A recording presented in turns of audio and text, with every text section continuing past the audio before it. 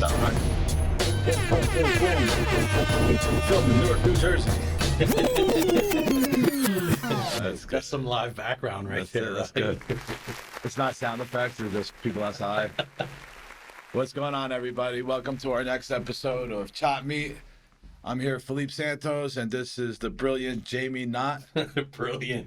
Never been introduced like that before. That's good, right? Yeah, I appreciate that. Today's guest, we have Gabe DeSilva. Thank you, Gabe, for coming on, man. Thank you, bro. Thank you for having me. Thanks for having me, bro. Thank you for the fat Marvin. I was struggling by myself. So I'll give a little backdrop. I know Gabe probably since 2009 or 10 something. You had a restaurant in downtown Newark. Mm-hmm. See the connection I'm putting over there already? Oh, okay. I see it now. 2010, that's right. Yeah, something like that, right? It was called Better Bites. It was you and your buddy VJ, your partner at the time. Mm-hmm. And I guess you were in your 20s or something like that. I stumbled upon it. I was always into like food, but it was downtown Newark. I was coming from somewhere else. So I was just going to ask you, bro. You stumbled upon it? I did. So I went there, and from the beginning, I always say like he was super nice to me, regardless of what I was going through. Right? I was coming with a lot of baggage and shit like that, and literally, and you know, it's cool because like 5 years and then 10 years and fast forward, we always kept in touch, and you know, it's cool, and it's cool to have you here. So. Before anything, like tell us a little bit, like where you from, you know, how you get started, kind of what you do. So I'll start 10 years ago. That's when my entrepreneurial journey started. I think that'll most serve your audience. So I was working across the street from that same restaurant, doing some Excel Muppet work for some utility company. Excel Muppet work? Yeah, processing spreadsheets and scorecarding. PSCG? PSCG, yeah. And so you have a computer background? My background's in finance and financial modeling and systems and processes, which I'm sure Can I back up a little bit? Because this is our first time meeting, so I want to get it all, bro. Mm-hmm. Live and uncut, as we said. So where'd you grow up? Oh, even that back. Yeah, okay. go for it, bro. Okay, we'll go back. How many that far. fights you get in elementary school? Like, let me What's hear his it, dude. name? What's the Okay. Danny Sanchez. What's his name, bro? Like, let it out, dude. It's not Sanchez, bro. Stop. I grew up in Newark, in the Ironbound section. Okay. My parents are first-generation Portuguese immigrants. So they pulled me out of the public school system early, put me into private school. I came up through Catholic private school system, ultimately found a passion for business. My parents are both entrepreneurs. Oh, cool. So, but they wanted to direct me on a different path. Being an entrepreneur, first generation Portuguese, like that's is that normal? I mean, that's kind of a little out there, right? Like, weren't they mostly? I'm just saying they had a 9 to 5 usually, right? I think they came like my parents, for example, were farmers, so you're technically entrepreneurial at that. And then they came here, went into factory work, and then eventually got back to entrepreneurial, if that kind of makes sense. At least for my experience and some of my families. Did they take a job when they first got over here just to get their feet wet and like level out the ground and then say, you know what, I want to work for myself? Yeah. Most Portuguese people that I know are very... Yeah, there's no lack of like effort. What's the word?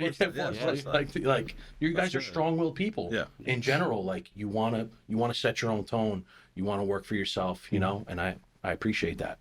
Yeah, that was their story. They came over within a week of getting here. They both got jobs. My mom had a bakery. My dad had a plumbing supply. So that would eventually like direct my story, right? My dad learned plumbing through working there and eventually learned all of the trades, started doing construction. And that's what we kind of do now. It's a variation of what we do now. But what they did do is they wanted to see us not work with our hands. Yep. Like the way they did business was different than the way we do business now. Got it. They were business owners, not entrepreneurs per se. And so they said, go to school, get a degree, get a corporate job. Use your mind, not your body, right? Which we tried. I tried. I did 10 years in corporate finance and financial services, ultimately finishing at that job I was talking about. But before that, working on a trading floor in the city. Like I've done a handful of different finance gigs, but always having that pull, that internal pull to do something for myself. And so after 10 years in the corporate finance world, I finally set out on my own and did the restaurant.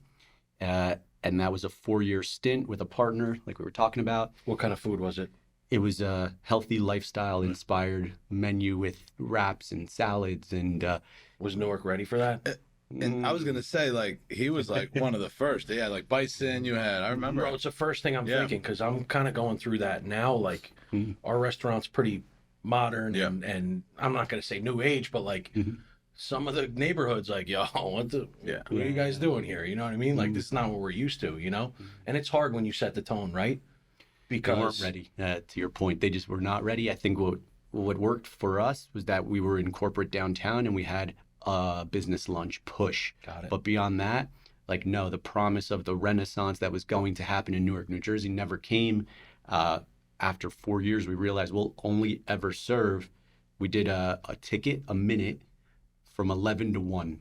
So we would do 120 covers in 2 hours. Wow. But we would bleed on the front and the back end. Right. And so that was it. That was our cap. We sent food out.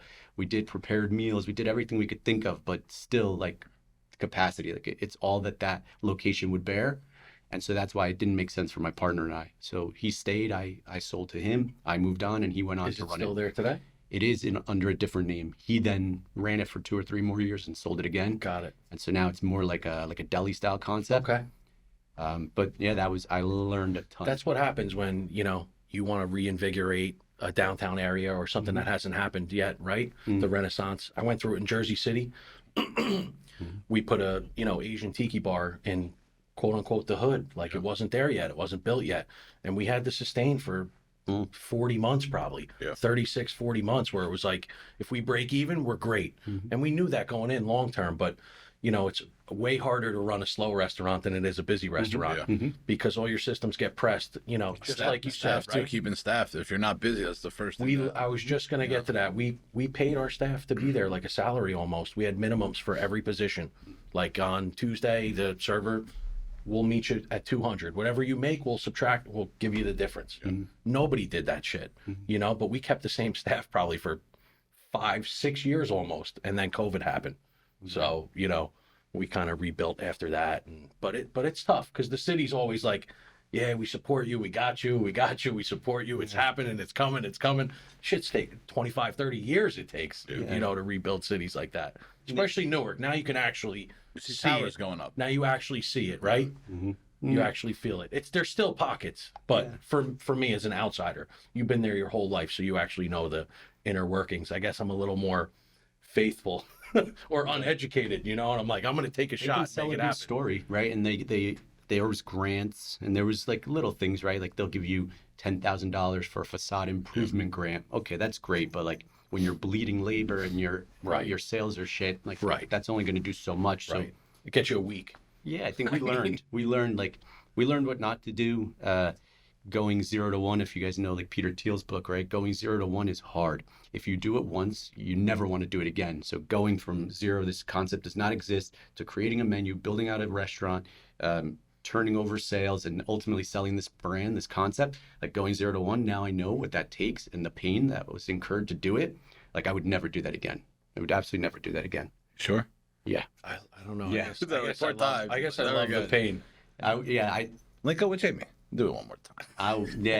I think part of it is like, I come away from that and I'm like, okay, what did I learn? What's my key takeaway here? And it's like, I'm not a 0 to 1 guy. I'm a buy then build guy. And so I won't go 0 to 1 again. I'll pick up something where it is, and then I'll put my spin on it, my juice, my giftedness, and then we will run from there. You know what? It's an easier lift. That's, you know, my most successful place I bought from somebody else, and it was operating for, let's see, 31 years. You know, it was, and before that, it was a restaurant with that played jazz. It was like a crepe place, the Saddle River Inn. And you're right. It's a way easier thing to do because you can see all the issues and you can just adjust, right? You set the levels. Acquisitions, bro. Yeah, this needs to turn up from a 4 to an 8. Yeah, it's way easier. I never. As long as you do your homework on it and everything, you know what I mean? But like, acquisitions. Absolutely, and if you're willing to learn on your feet and really, you know, it was still a slow build because we had a way different model. I had more labor. I was more front loaded. You know, the previous ownership did everything. So it takes a while to build. But you know, like, going back to you, I think it's important that, like, and listen, not everybody, but like, I don't think if you skip that step, you would probably be where you're at right now. That's true. Not that it's like, my journey. People are like, oh, it's because you went through all that shit. I'm like, you don't need to go through all that traumatic like voluntary bullshit that I went through. Do you know what I mean? But I wouldn't take it away. I wouldn't like, do you know what I mean? And I think like there's such a learning aspect in that. You know what I mean? I think the most important thing is like how much time you subject yourself to staying. And that's like like any relationship, right? You're like, are you tired yet? Mm-hmm. You know? Have you incurred enough pain? Have you suffered enough yet? Correct. I think to encourage like a listener, or not to discourage, right? Like I'm at an age now where like, yeah, sure, I can get zeroed out and come back. I know how. Yeah. But why would I? Like Right. at 42, like I'm not in a place to incur that kind of pain again. Yeah. If you're in your 20s, like learn in your 20s, learn in your 30s, earn in your 40s, like learn your 20s into your 30s. And then when you get to your 40s, have this this zone of genius, like having like logged the 10,000 hours of deliberate practice to attain mastery at this thing. Now go do that thing and do only that thing. Yep. Which Double is why down, triple down, quadruple down, right? Exploit your one talent. yeah. You know, Most people have one or two, figure out what it is, and then just stay in your lane and do a ton of that's that. the hardest part, right? Figuring Mhm. out what it is, Yeah. like what really drives you, so you don't have to even think about it. It's almost an autopilot thing. It kind of like for me, it kind of like fell into place a little bit, like not just like out of the fucking sky, right? But like doing a bunch of shit. It was definitely the process of fucking this doesn't work, cool, this kind of works, it's kind of.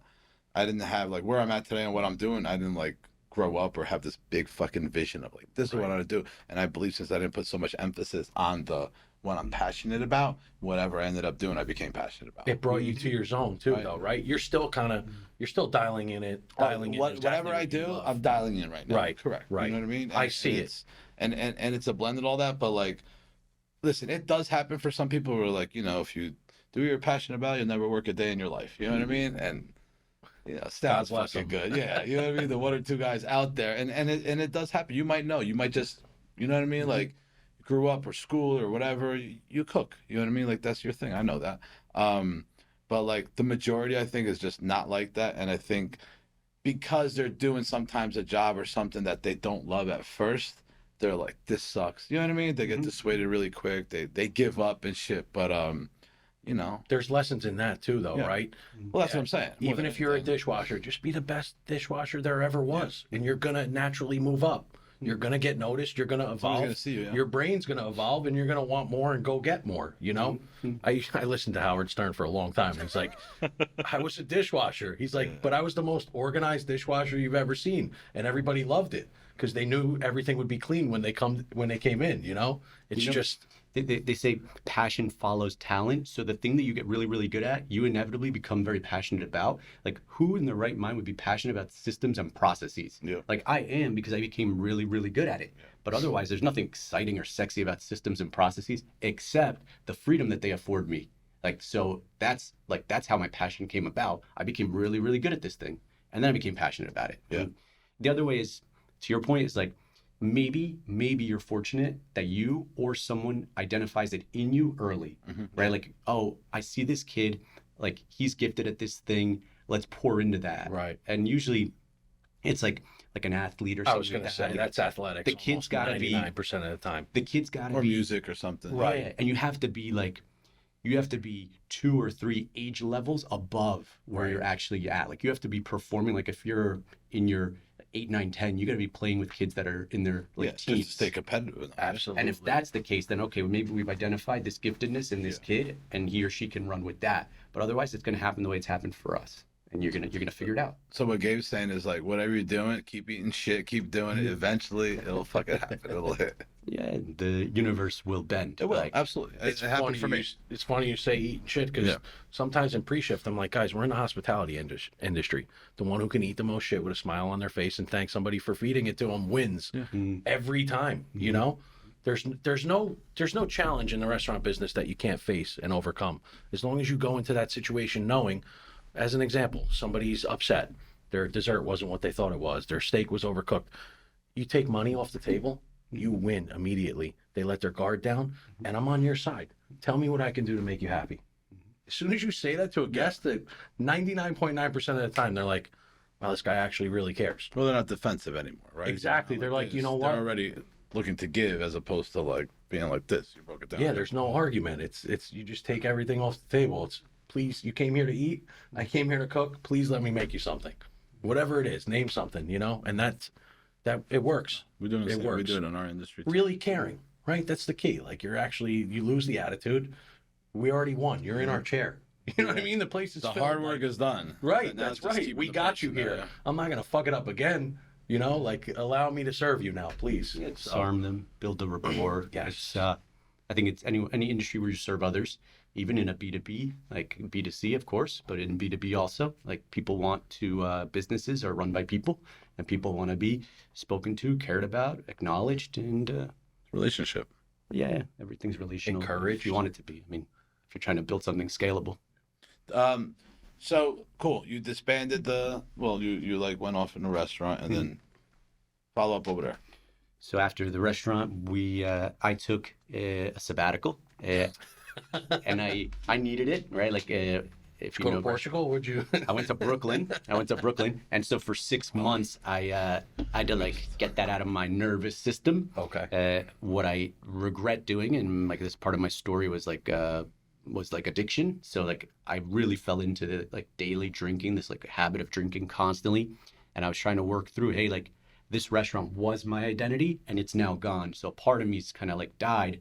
And processing that for me was going to bars and restaurants with other owners and commiserating, and it just got out of hand. And 6 months later, I'm just a full-blown alcoholic, and it carried on for years, until not just recently, but like 4 years ago, I got clean and sober. But that was like a time where I found myself very, very lost and looking for direction. Real estate fell in my lap, and I like took to that. I think it was because of my father, especially having like done real estate, done construction. So it just like felt very natural. I got like in the mix and understood the lexicon. There's a foundation there already. Yeah, growing up, him looking at blueprints and negotiating with tradesmen and proposals and these things. So like once I get on a job site, I speak Portuguese, and the language of construction is very universal, Portuguese, Spanish, whatever. So I'm just like in it, and I'm like, oh wow, this feels very natural to me. I took what I learned from the restaurant, jumped into that, and I was fighting some demons. We could talk more about that, but ultimately found that this is my giftedness, and this is a place where I could really deploy those gifts. And the margins are very, very good, much better than food, right? Like real estate's much more forgiving than food. So I started to see some lumber wins. doesn't sour, right? In the refrigerator. Yeah, I don't have like to turn food over every week. It's I can leave stuff on the shelves for a little longer. Right. And so I started to see some wins early, and that stuff also feeds in. Like you start to get some wins under your belt, and it's proved to be very good. When you went on your sabbatical Right. to Brooklyn, Yeah. Lisbon, Brooklyn, right? do you think like a little bit of it was like you failed, like personally, like ego and like what you thought you had, and how old were you at that time? You 30 yet? I'm 34 then, I think, roughly. For sure, like ego. Because you said like Brooklyn, like got out of here. You know what I mean? Like I'm just like reading in between the lines a little bit. Like I'm gonna bury my head and I'm gonna hang out with other people like of the same mentality. Yeah. Nobody sees you, nobody questions you, nobody. And yeah, to the people of Brooklyn, I'm a foreigner. Yeah. So I could reinvent myself. I didn't pick the best way to do that. Yeah. But I went there, and there was definitely some ego. There was a lot of things I was like struggling with. That identity thing was very, very big. Like that restaurant was everything. It was me. I had connected those two things, and working those days, those long, long days, building out the brand, the kitchen Bible, the ops manual, everything as if I was going to franchise this thing and launch it nationwide. Yeah. And then that just all went away. And so it took every bit of 6 months for me to kind of like process that. And I didn't do it in the healthiest way. So then I had to pay for that too for a few years. Well, talk about like, there was a switch, because then I'm like following you online on Instagram. You know what I mean? I think first I'm seeing you doing the construction, right? You were doing ADA levels, I believe, at the time, which was, you want to explain a little bit? Yeah, and we still do them. ADA levels is like, it's our preferred flavor of fix and flip of real estate investing. We take dated capes and ranches and bungalows. We rip the roof off. We go up, double the square footage. At a level. And it's a really unique strategy because you have to be like construction savvy. You have to understand what the construction like component of it is, but also you have to raise big money to do it. It's not a renovation where it costs you 20 or 40,000 bucks. You've got to raise hundreds of thousands. So it was really a perfect storm for me, where it's like my background in finance gives me that like comfort with like these complex financial structures, and then the background with construction, growing up around the real estate like industry with my dad. So I put those two things together, and this strategy was uniquely me. It was I was a good fit for this, and it was a good fit for me. I want to back up just a touch. What was your aha moment, or I mean, your bottom? Like, what made you realize I need a life change now? If you want to talk about it, if you don't, of course, good too. Of course. I'm not one of those folks who like bottomed per se. Like they say, bottom comes up and meets you. So like bottom found me. I was, by all outward measures, I was successful, and nobody knew that I had these struggles. I didn't know. Yeah, I hit it really well, I guess. But like business was good. Yeah. My team was doing a lot of the heavy lifting. Like by all outward like measures, I was successful. Okay. Social media, also appeared such. Right. It was internally that I was struggling You with had a some good things. facade. Yeah. And if you're winning, it people look past a lot of things, right? If they see that you're winning, you're making money, they're making money alongside you. They go along with the behavior, right? A little bit easier. Yeah. And so Sure. for me, it was a relationship that fell apart, and that's what prompted me to, hey, you got to get a handle on this, which I did, and that's part of the story too, and it's all worked out really, really well. That's great. You look like you keep fit. That's part of your daily routine too, right? Yeah. I mean, was that kind of the impetus to start the style of restaurant that you did initially, just to get healthy, or just? No, I was actually unhealthy as a restaurant owner. I am far healthier now than I was 10 years ago as a guy running a health food restaurant. Oddly enough, like Ironic, for sure. I would work 16-hour days. I would eat what was in front of me, but then I would drink and party on weekends and nights, and so I was killing myself, But by but I got a guy owning a health food restaurant, I appeared fit and healthy, but that's actually not true. I'm far fitter, far healthier now, and that was part of like the discipline that I needed to get sober. Was the same discipline I applied to my health and wellness and my physical. And so I do a lot of things to stay healthy, to stay fit. What do you do? What are some of the things? I train Ironman. I do triathlon. I swim, ride, run. I've done a handful of Ironmans. I do ultra marathons. That's a different level of health and wellness, right? Yeah. I pick things up and put things down. Right? He used to do that too. Yeah. He'd be doing muscle ups at the gym. I would see all the time, and he would just fucking rock, and I'm like, what the fuck? I look at him again. I go, oh fuck. He's cool for 5 minutes to be around. Then he starts doing his act, and I'm just like, no, it's impressive though. Look, what you were saying too, like.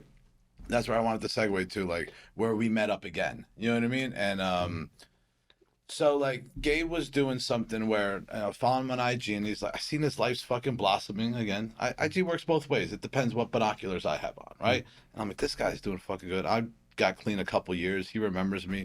And he had a contest, and he was like, hey, I have these 2 books that changed my life. Whoever wants these books, let me know, and I'm going to give them away. And it was Rich Dad, Poor Dad, and it was Think and Grow Rich by Napoleon Hill. So I'm like, if it worked for this motherfucker, it definitely could work for me. So I'm like a long fucking thing, thinking like, what are my odds? And he was like, yo, I know you and everything. He's like, the books are yours. And I read them, right? And I was like, holy shit. And it was mindset, not necessarily money. And then he had another contest later on, and I seen him going to these fucking cultish looking places. You know what I mean? And I'm like, what It always comes back to the cult, man. What's he fucking doing, right? And he's like, listen, I got 1 ticket for free for Tony Robbins in Newark, right? And I was like, I was like, yo, I'd love to have it. And at that point, it was $1,000. $1,000 could have been $1 million to me. Right. In terms of like, that's not worth $1,000. Not that I didn't have it, you know what I mean? I would never spend $1,000 on a ticket to go see some guy for 4 days, right? So he gave it, like, again, I gave him like why I wanted it, right? He did the same contest. And I'm like, so we're going to hang out? He's like, no, you're going to go by yourself. And I'm like, really? I thought we were going to chill. Like, he's like, no, it's 4 days. It's intense. He's like, just do me a favor. Don't read anything. Don't watch his YouTube videos. Don't nothing. Just go there like open-minded, right? And that's where you saw Danny again, though. Yeah, right? that's he where was sitting behind you, like. Yeah. And I was just with him Thursday night again. That's like crazy. that's what I'm saying. It's like, so like, there was an energy, and then there was also, like I said, and the books and everything. But how did you get into that world of, like, because it seems it was almost out at the same time, restaurant, your sabbatical, coming back and everything. How'd you fall into that in more personal development? I saw some people having the success that I sought, and I was modeling them. And for the longest time, I didn't have that model. And then I got around some people who were doing things at a high level. And I was like, oh, these guys and girls, they subscribe to this personal development stuff. They have coaches, they have mentors. And so I said, well, if it's working for them, I ought to give this a shot. The same way you read the book that I thought worked for me. And so I don't do anything half, like, right? So I just went all in. I don't do, I don't know how to like dabble. I'm not a dabbler. No tiptoes. So I went in. I went to, in fact, I went to Business Mastery with Tony Robbins first. And before I could go, the coach they assigned me said, you got to go to UPW. You can't come in cold to Business Mastery. That's everybody that. Just chill. So they flew me to San Jose, and I did Unleash the Power Within. I think it was 2016, maybe. And I went to San Jose, and I'm immersed in this thing for 4 days. All the same things you said were true of me then. Like, just be open-minded. Don't come in with any preconceptions. Just immerse yourself, play full out, walk on fire, do all that shit. And that created a shift. I came back realizing, oh, like, there's levels to this, and you've been living life in a clouded state. And that changed everything for me. Do you guys need to fill that bucket yearly? Is it really that kind of... No, not with him primarily. No. Like me personally, not with him. Like I fill it with several, but like once it got open to like, I can't do this by myself. I model it after other people that have done it. Like you see the greats, you know what I mean? People doing it, like they always have, they have a model, and then they have a coach or people or very close proximity, like all those things, like they have that. So like, I don't want to live without it anymore. You know what I mean? When I don't, I notice that I'm fucking driving the car. I was saying before, I'm driving the car, fixing the car. I'm actually paving the road. You know what I mean? Like, there's too much going on. Can't do it all. Not just that. It becomes very, for me, it becomes very, it's not like a fucking addiction. You know what I mean? It's like, this is so fucking good. Why would I not? Like, you're almost like, for me, I'd be like, it's almost stupid of me not to. And anytime, and then the money thing is like, anytime I invest and I go full out, like all in, it's just like, you know, 5-10x's all the fucking time. So why would I like not play that? After you played on easy mode, like why would you ever play on hard mode? Like once you understand this, like, and I'm not saying it makes it easy, right? It just provides you the roadmap. And once you've seen that, like why would you ever do it? Like if I'm gonna be an Ironman, I immerse myself in Ironman culture, and I hire an Ironman coach. Like that's what I do. That's exactly how I got there. I went from couch to Ironman in 10 months. Well, I didn't get lucky. I found a coach, and the coach told me what to do, and I did what she told me. That's it. And in business, to do the same thing. Same thing. Faith, family, fitness, finances. Like, you know, I subscribe to this like 5F model. I find a coach to guide me in each of those Fs. Like that's just, why would you do it the hard way? I just don't understand. Once your eyes have been opened, like, if you have the resources, of course. And even if you don't, you can get them. You can get the resources. You don't have to do Tony Robbins and pay $100,000 to do platinum. Like that's not, you don't have to do that. But there's people like me giving away tickets to UPW this year in November again. Yeah, same. You can go. You can go. Look at him. He's giving you a ticket. Yeah. I'm going. Good. It's in Newark this time. It's going to be tough. Great. Look, again, because people get caught up on like the person or, you know what I mean? Like the icon or some shit like that. And there's a language. You know what I mean? Like anybody, you go to Patrick, Beth Davis, Grant, I'm just saying popular people, you know what I mean? Like they're all students, right? And then you go down that rabbit hole, Jim Rohn and everybody, you know what I mean? Like there's a language. And once you understand and hear that language, you will never speak another language again. Getting rid of the words like try, maybe, possible. Like, the fucking gray area words, like commitment and shit like that, right? And we all still like struggle with them. It's a forever, it's just, what is it? Harm reduction. You know what I mean? Like we're just like, it doesn't like, some words completely go away because they're easier, but there's other. I remember every time I went, I would go like, the first time I went in, there was such a complete change because there had never been a change before. The second time I'm like, cool. The third time I'm like, damn, shit's pretty good. I got to look for something to fix. And it also allows you to like dive deeper. Not that you have to fix, but like, you know, you go into subconscious and other shit, and you know what I mean? Like we could be here all fucking day. But it's a beautiful thing because it puts you in, it gives you a fucking advantage over everything. And it's not, I like you said the 5 Fs, that's great, right? It's like, it's in every relationship in your life. Everything. You know, you can't just be like great at fucking fitness and a dick to your wife. Right. You can, right? But it's but for me, it doesn't align, right? I'm like, I believe in all this shit, and at home, I'm just beating my wife. You know what I mean? Right. Like my alignment, you know, my standard, everything just gets up, and then like you said, you model it after people. So You subscribe to this like forever and always growth, like the 6 basic human needs, right? Like growth is mine, and over time, I think as you evolve, like growth becomes everyone's, growth and contribution. contribution, I was gonna say. Yeah. And then those are the 2 things that drive you. And then why would you ever not seek out like support in that effort? If you want to grow physically, like find coaches, find people who are going to help you get fit, get around other people who are fit, right? Don't be a fat ass amongst a bunch of fat asses. You're going to stay a fat ass. But if you get amongst a bunch of fit people, you will inevitably get fit. It's just, you want to lose weight, they say, what's the easiest way? Weigh yourself every morning. Weigh yourself every morning. Like it's the one thing you can do. Just weigh yourself every morning. Over time, that'll dictate how you think and act. So I subscribe to that very much. I like that. Are you a married, kid? Like what's the deal? Engaged and be married July 7th in Portugal. Oh, this year. Nice. Yeah, God bless, in man. Madeira. Nice. I proposed there many years ago. That's the relationship I was talking about earlier.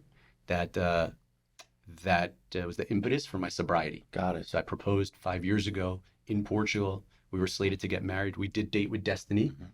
And then she called the wedding off because my drinking had gotten so out of hand. So I worked really hard at that for a year plus to like dial it in, get that discipline, become that guy, right? Have the audio match the video because it didn't for a long time. And super blessed to be back where we are now, about to fly 50 of our friends and family to Portugal to get married in July. Amazing. You came back leveled up. You added a level or 2. Yeah. And you were like, I'm back. So what's up? Are we ready now? I had to. That's great, man. Yeah. And that was a lot of faith too. Like I stayed very, very convicted around what I believed was like my calling. I don't know, like, you know, what faith you guys subscribe to, but like that was my calling. That was God's vision for me. Was you're gonna get healthy, you're gonna get your life back, you're gonna be a good leader, and you're gonna be the husband she deserves. And so here we are. Where'd you guys meet? At work. She's in real estate. We were when we first got into real estate together, we were at the same brokerage because I got my license. Although I'm a investor and a builder, I don't use my license to sell, but I got it so I could do research. Yeah. She had gotten licensed at the same time. We were at the same dinner. It was like a celebratory dinner at this new brokerage, and we met. We sat next to each other, and I knew then I was going to marry this girl. Like that was a calling that was put on me at that dinner, and here we are. That's kind of what they say, right? Once you see them, you're like, that's the one. Like mother of my children, you know? Same with me. I don't know if I've said it on here before, but I saw my wife, I think we were sophomores, and like we were in the parking lot or something in high school.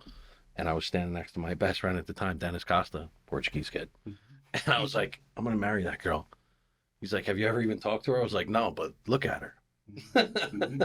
And that, you know, it came true. Yeah. It happens, man. You know, love grabs you, drowns you, smothers you. Yeah, subconsciously, your brain starts rewiring itself. Like, what do I got to do to get this, right? And then it becomes a focal point and everything. Not just in there's a little of just like either God or fate, some shit, right? And then there's a lot of like us work that we put behind the scenes. So no, I totally subscribe and agree to it. Tell me a little bit about so we were going more into like, cool, you're doing the ADA level, right? You had a tour. I went on the tour, right? Which was no, it was. He brought us to every location that he was doing. Yeah, like 4 or 5 of them, right? Yeah. Ones he was procuring, like he just bought, right? Other ones where he just ripped the roof off. Other ones that he sold, they were next to. How he got comp prices to go up and everything. He gave us, I was like blown away. He gave us the fucking blueprint. The blueprint, right?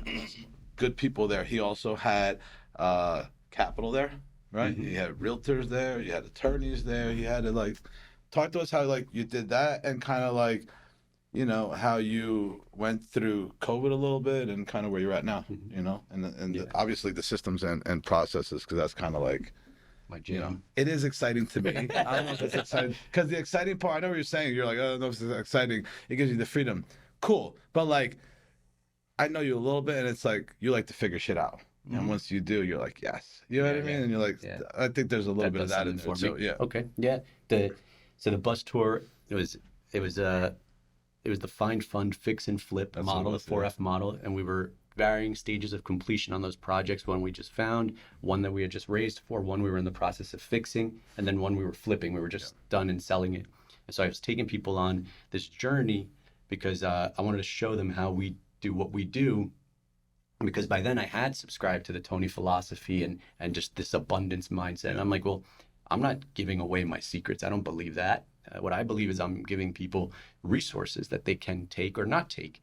And so we started, that was our very first event. We've gone on to do like a dozen events since, but that was the start of which. We also have an education business now where I coach and teach others how to do what we do. And it forces you to be systematic, to have processes, because like you can't stand at the front of the room and tell people all this stuff you did, but then not give them a replicatable process, right? You got to find someone that's doing what you do, that's doing what you want to do at the level you want to do it at, but can articulate it in a way that you can model. That's the definition of a true coach or mentor. Yeah. And so I try and be that for these folks. And so to do that, you got to have dialed in systems and processes that other people can, I say R&D, rip off and duplicate.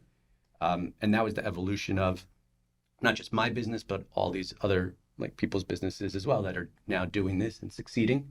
And I can go as deep as you want on systems and how, like, why they bring freedom and all that. I have a question. Is there a specific area that you focus on?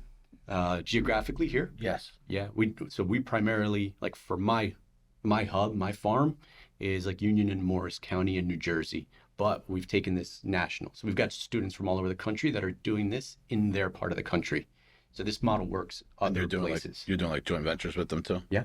Yeah. We're doing a lot of things to support them, not just like, hey, you're in the program, here's a curriculum, figure it out.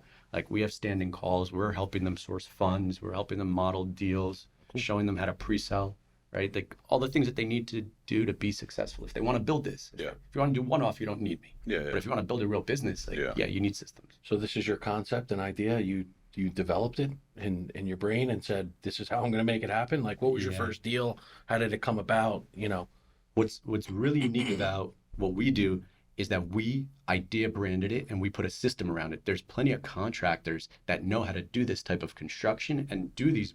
They do them for retail, they do them for themselves, but nobody's taken the time, as far as we know, to craft this blueprint and create it in a way that others can replicate. That's our unique, I don't want to call it a competitive advantage, but that's our unique marketing strategy. It's the one thing we do different than everybody else is we put this together and we give it to you. You wrote a recipe. Exactly. Tastes delicious. You also like you said, you're building a farm, right? You go farm from a lot of these people that you're coaching. You know what I mean? Mm-hmm. You're expanding your Rolodex in that sense too, right? Yeah, they're paying for coaching, or you're teaching them the systems and the processes. You have an education thing. It also allows you to go vertical as a business too, as opposed to just like this is what we build and materials and everything. We do that education with the salons. You know what I mean? Where it's like the salons produce. It's just another avenue, but we also farm from that education, right? Because we were doing it anyway. So it's very interesting. You can find the best talent that way. Of course, yeah. Right? And now you have a brand too. You're attracting the best talent because they're like, cool, it's not just this. I get to learn or intern or whatever, and possibly based on the value that I bring, I might have a position there too, right? So now they have hope. You know, they have a future and everything. It's important to be like, be the lighthouse, right? Be that leader that like people are drawn to, and that leader has to be consistent. The audio's got to match the video. You have to be able to cast a big enough vision that all these people can find, like that creates room for all these folks. As a coach and mentor, I have some mandates. There's some things that I do. I make sure that they don't get hurt, right? Like I transfer confidence in our model to them.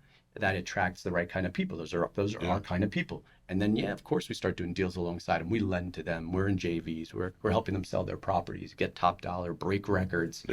But that's all by virtue of like you be who you are supposed to be, and then trust and believe that the rest will happen.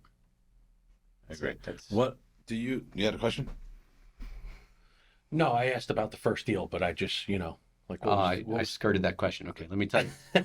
The first deal. You're too smart to. I saw it. No. You've answered every other question so eloquently, and you speak so well that I'm over here. The first deal, I did everything wrong. Just like running a restaurant at first, I did everything wrong. I hired day labor.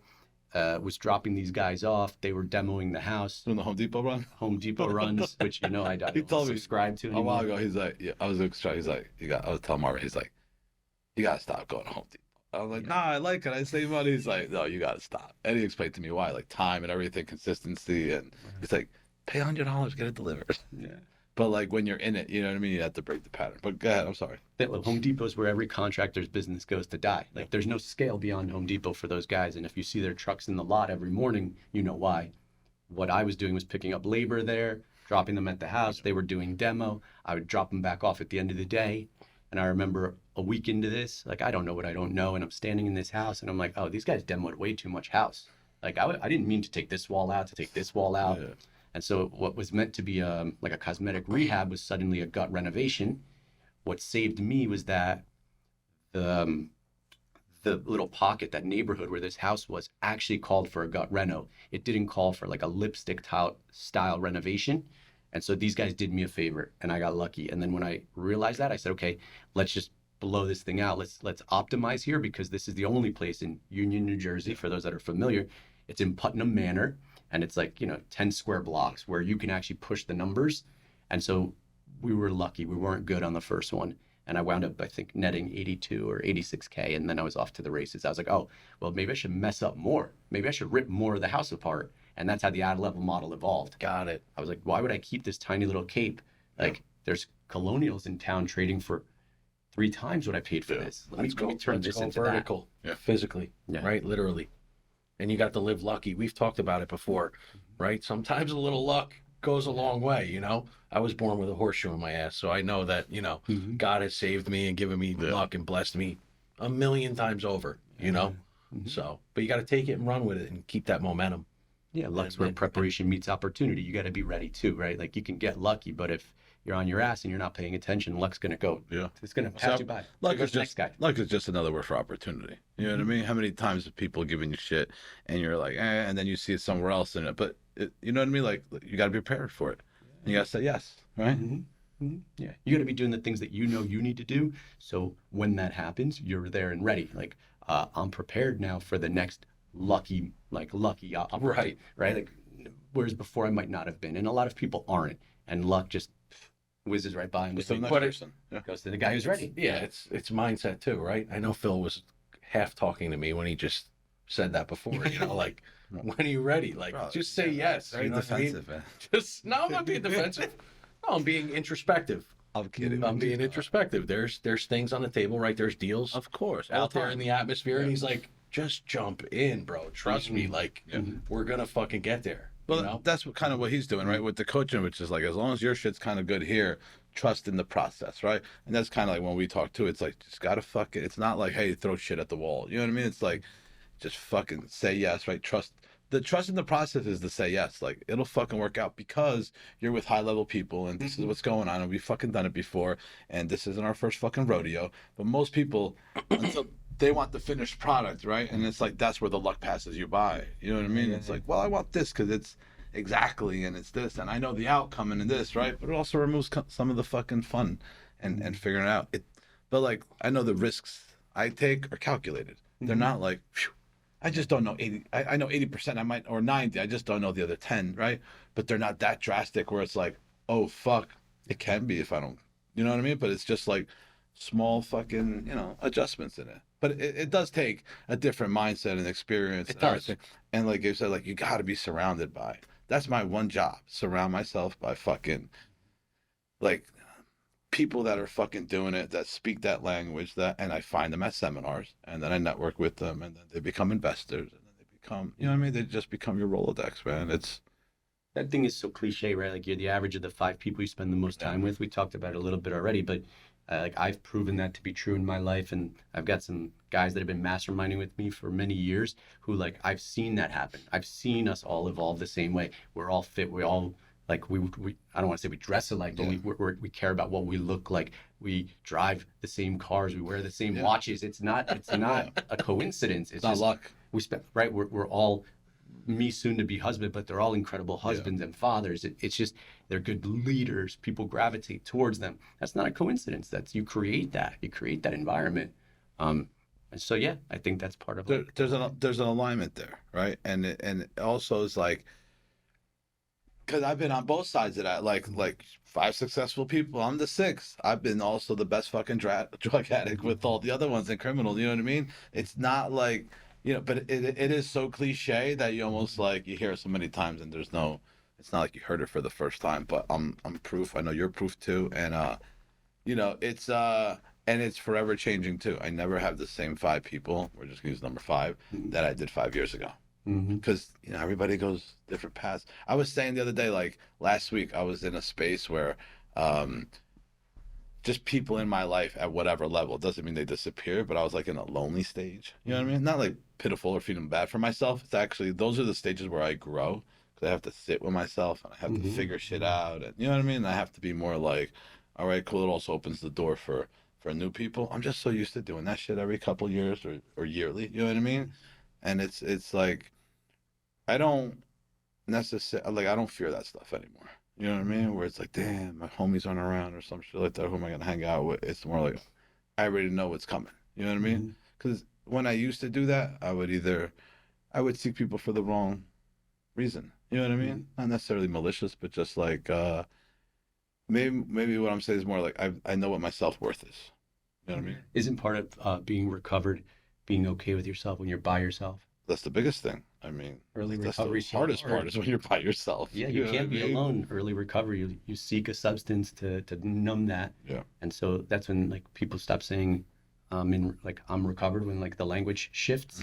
A lot of times it's like, oh, that person's figured out a way to be okay with themselves when they're by themselves. And that was for me, that wound up being while I was running, while I was riding, right? Like I'm out there slaying dragons for hours. There's nowhere to go. It's just you, God, and you know, those internal demons.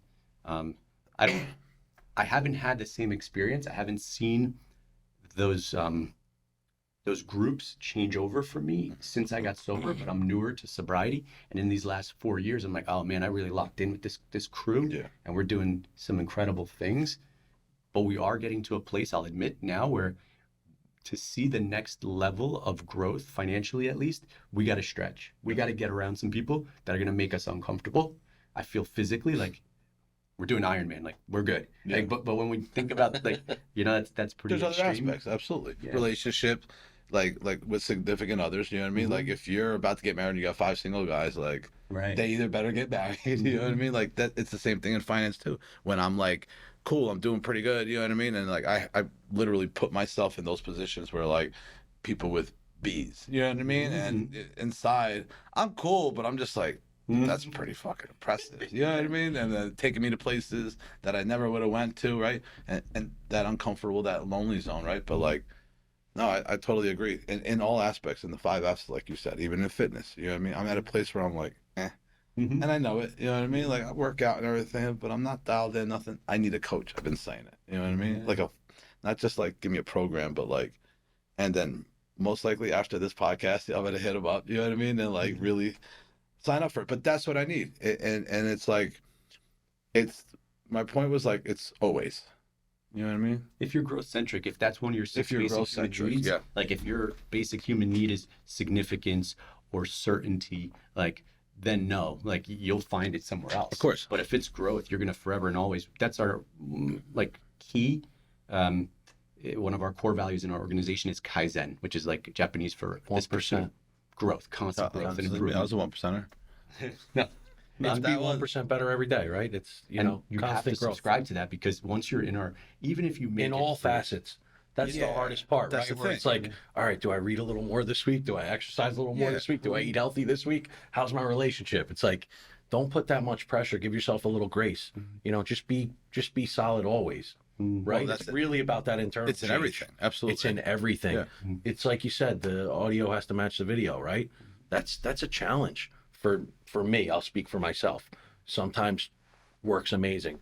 Home's a little rough. Yeah. You know, and it's the other way around. My fitness is good. I just started running actually. So I did 4 miles 2 days in a row, and I just did a quick mile today, but I'm trying to like pace it now, and I want to see myself because I wanted to sweat a little more and get a pump today, you know. But like Phil said, I feel a little plateaued because I look back on pictures from 30 days ago and I was like, dude, I was a little thicker. Like what's going on? I'm lifting heavier, I'm doing more reps, and nothing's happening now. Yeah. So that happens in all facets of life, right? That's why you got to get uncomfortable again. Relationships with your significant other. I'm saying that for me. You know what I mean? Like you get really like, she loves me no matter what. Right. No? Right. We went on a vacation, our first vacation alone in 4 years, went to Portugal and Paris, and it was amazing. You know what I mean? Just me and her, and just chill. And like we go on vacations, but like it was, and we set aside the time and we did it, and it was like, but it's in everything. It's in everything. You find like I do it. You heard me say the 5 F's: faith, family, fitness, finances, and freedom. Those are my 5 buckets, and I'll find the right person to coach me in each one.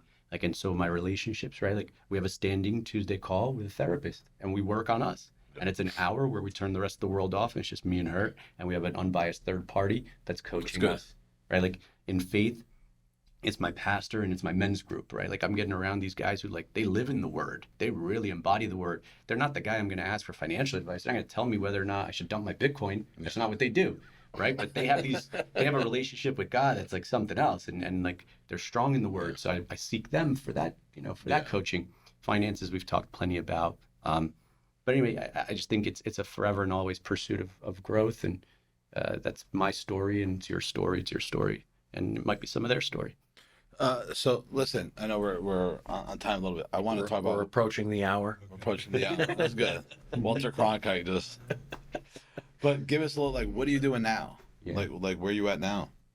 My my education business is primarily where I'm spending a lot of my time, coaching others, building up that. We just onboarded a new sales team to help us with that program. My operations division, finding funding, fixing, flipping houses, is going really, really well. We just brought on a project manager today. He's running point. He's experienced, so I don't have to go 0 to 1 with him. I'm taking him from 1 to 10. I'm going to interrupt you a little bit. How many projects you got going on? Or how many do you do a year?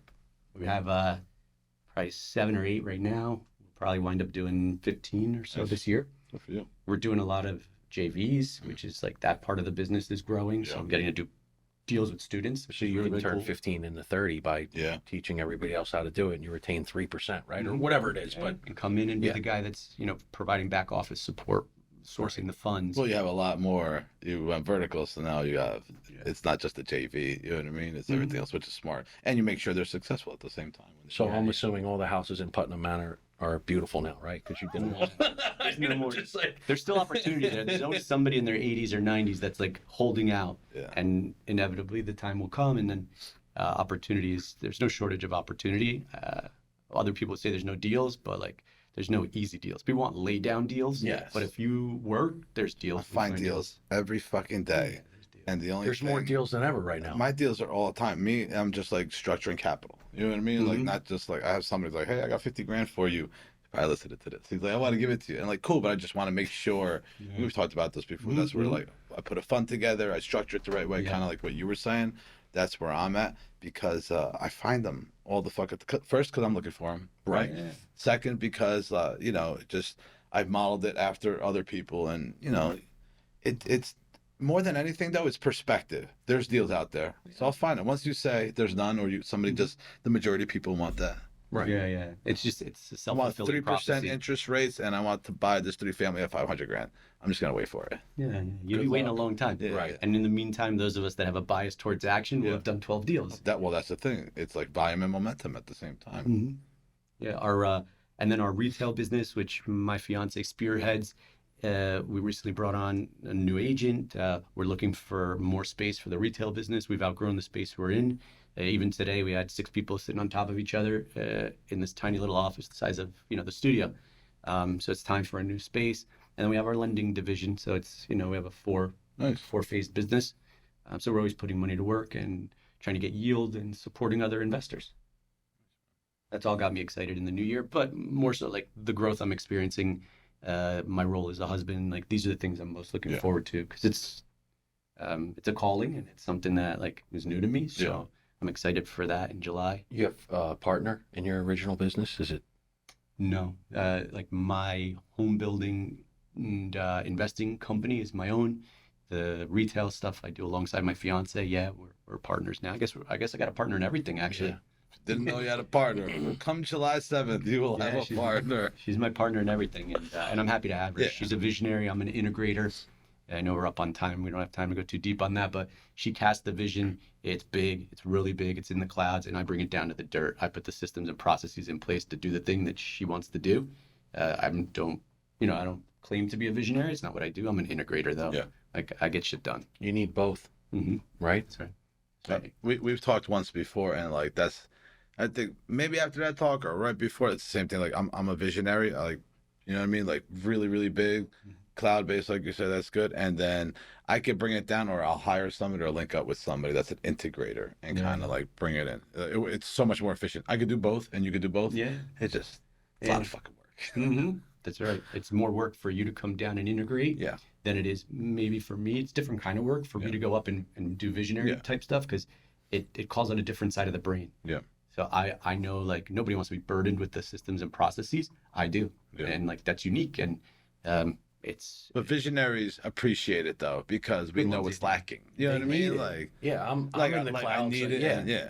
like Exactly. concepts, restaurants, you know, finding a space. All That's of it. me finding deals, putting them Right. together, being the brand, bringing the lead generator. You know what I mean? Like whatever it is, like that's the facilitator. You know what I mean? And then people like you. That's why I walk away all the time when I see them. After a while, especially if there's a whiteboard, I'm like, fuck. oh man, I love whiteboards. What do they say about envy? It's what's missing in yourself that you see in the other person. So it's like either you're going down that street or you're going to hire somebody to help you get on that block, right? I mean, that's And what you it is. You You know, should like hire out your weaknesses.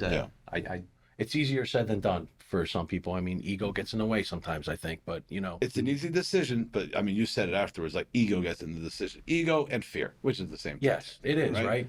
Which is like, can't show anybody that I'm fucking that I need help, and or like, you know, what if it goes wrong?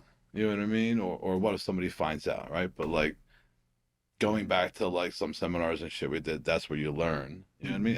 And the 6 basic human needs. basic human needs. Like, so it's not just like somebody, hey, preaching a bunch of shit. There's like a lot behind it. And once you understand, I could talk to anybody and I know exactly in like 2 minutes what their basic needs are. If it's significance, if it's fucking Love and connection. love and connection, if it's growth, if it's contribution, right? And we all have them all. It's just a matter of just like which ones are your primary, top ones secondary. and where you focus on. Yeah. And you can switch them at any time. I was going to say, how do you pull one back and push one forward? And First, you need to realize- find out what you are.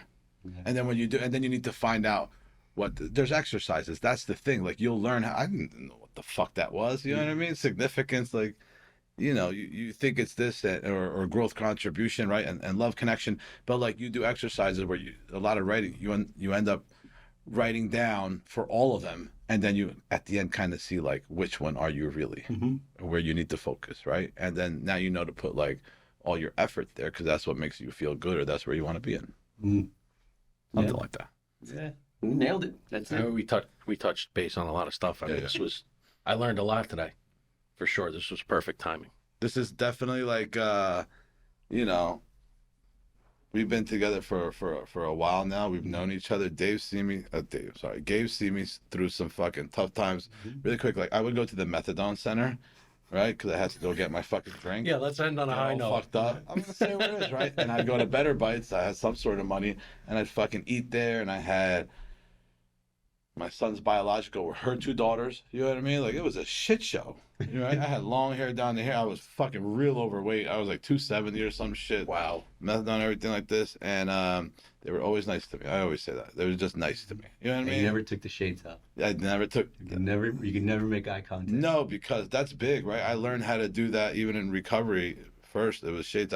I was just like petrified of anybody looking at my eyes. You know what I mean? It takes a long time to get through that. Yeah, you remember that, right? Yeah. And to be here sitting together doing this podcast and we're both successful and doing a bunch of cool stuff and take this journey together is cool. And I do a lot of my, like when I give the books away for free and tickets for free because of you. So there's just, and then a lot of people after that. So it's fucking cool to just like, you know, see the ripple effect of it. So like, you know. Spreading the love. Yeah, man. That's it. It's good stuff. Where can we find you?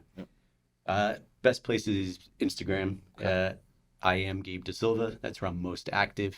Follow me there. Engage with me there. I still do all my own DMs. So look forward to For the time being. For the time being, if it gets out of hand, we'll outsource. If there's anything I know how to do, it's delegate. Absolutely, man. So cool. Thank you so much, Gabe. Thanks I for really having me. appreciate it. man. Thank you guys. Until the next one, Marvin. Take us out.